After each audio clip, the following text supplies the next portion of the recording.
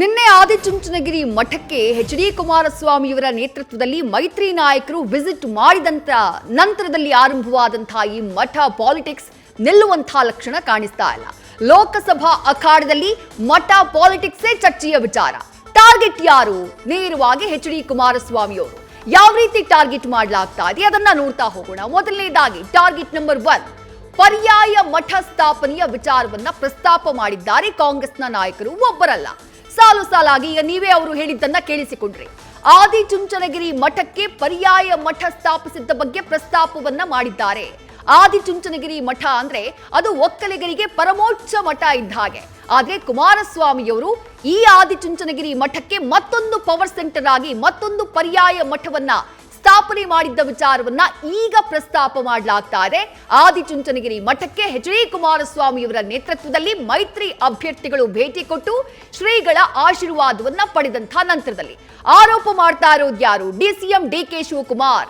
ಯಾವ ಒಕ್ಕಲಿಗರ ಪಾರುಪತ್ಯಕ್ಕಾಗಿ, ಯಾವ ಒಕ್ಕಲಿಗರ ಮೇಲೆ ಹಿಡಿತವನ್ನ ಸಾಧಿಸುವುದಕ್ಕಾಗಿ ಇಬ್ಬರು ನಾಯಕರ ಮಧ್ಯೆ ಫೈಟ್ ಆಗ್ತಾ ಇದೆಯೋ ಎಚ್.ಡಿ. ಕುಮಾರಸ್ವಾಮಿ ಹಾಗೆ ಡಿ.ಕೆ. ಶಿವಕುಮಾರ್, ಇದು ಕಳೆದ ವಿಧಾನಸಭಾ ಚುನಾವಣೆಯಿಂದಲೂ ನಡೀತಾ ಇದೆ. ಅದೇ ಡಿ.ಕೆ. ಶಿವಕುಮಾರ್ ಅವರು ಈ ವಿಚಾರವನ್ನ ಈಗ ಲೋಕ ಅಖಾಡದಲ್ಲಿ ಪ್ರಸ್ತಾಪ ಮಾಡಿದ್ದಾರೆ ನಿನ್ನೆಯ ಭೇಟಿಯ ಬಳಿಕ.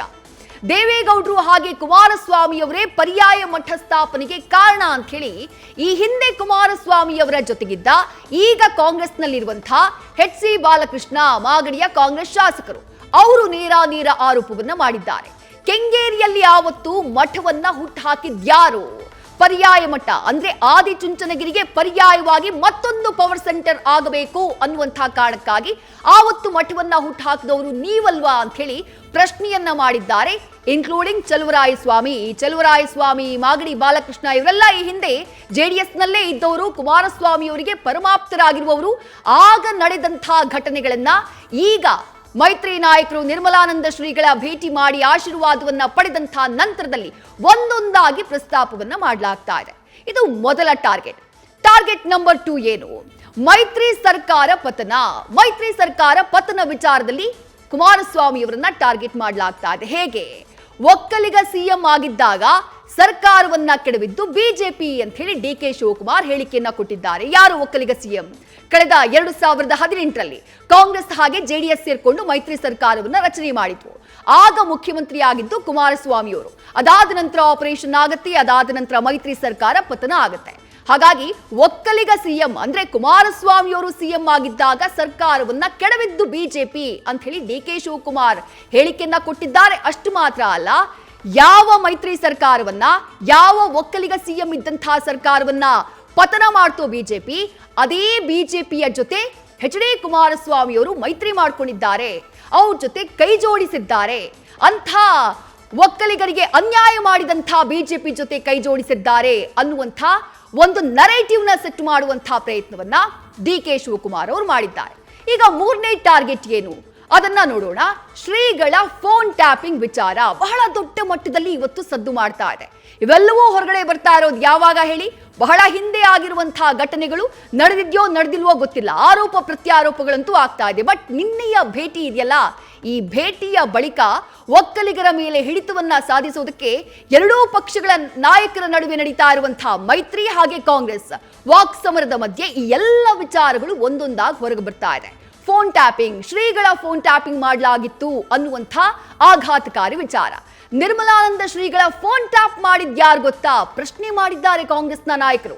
ಕುಮಾರಸ್ವಾಮಿಯವರ ಸರ್ಕಾರವೇ, ಅವರ ನೇತೃತ್ವದ ಸರ್ಕಾರವೇ ಫೋನ್ ಟ್ಯಾಪ್ ಮಾಡಿಸಿದ್ದು ಅಂತ ಹೇಳಿ ಎಚ್.ಡಿ. ಕುಮಾರಸ್ವಾಮಿಯವರ ವಿರುದ್ಧ ನೇರ ಆರೋಪವನ್ನ ಮಾಡಿದ್ದಾರೆ ಚಲುವರಾಯಸ್ವಾಮಿ.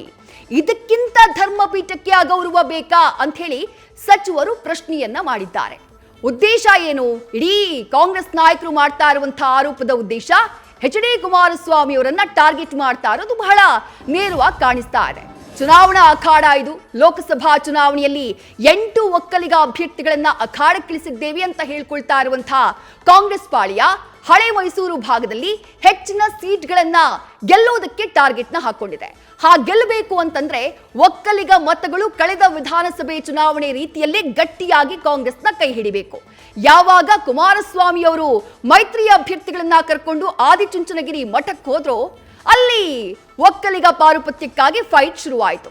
ಅಲ್ಲಿಂದ ಅಂದ್ರೆ ನಿನ್ನೆಯಿಂದ ನಡೀತಾ ಇರುವಂತಹ ಈ ಮಠ ಪಾಲಿಟಿಕ್ಸ್ ನಲ್ಲಿ ಹೊರಬರ್ತಾ ಇರುವಂತಹ ಒಂದೊಂದು ವಿಚಾರಗಳು ಕೂಡ ಜನರಿಗೆ ಸಾಕಷ್ಟು ಕುತೂಹಲಕ್ಕೆ ಕಾರಣ ಆಗ್ತಾ ಇದೆ. ನ್ಯೂಸ್ ಫಸ್ಟ್ ನಿರ್ಭೀತಿಯಿಂದ ನಿಮ್ಮ ಪರವಾಗಿ.